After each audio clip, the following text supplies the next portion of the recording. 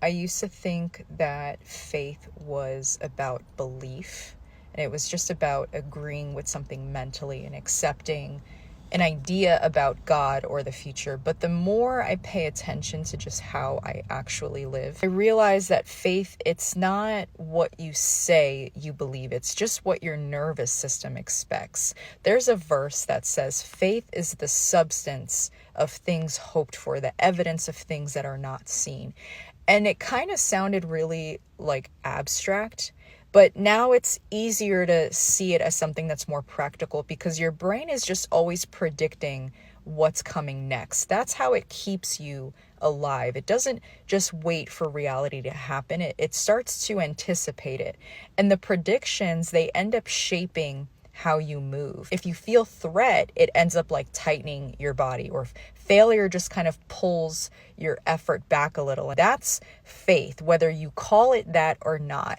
And when you have internal expectation, your brain just kind of ends up preparing for the world it believes is coming. And whatever it prepares for, it ends up reinforcing. That's why fear can feel very real and why hope can still feel risky. When you have faith, it interrupts that loop because you end up choosing which prediction you live from. There's a story where Jesus tells people not to worry about tomorrow, which is pretty unrealistic when you try and think about it, until you realize that worry is just rehearsal. And if you keep rehearsing the future just over and over, your nervous system treats it like training. You're basically teaching your body what to expect.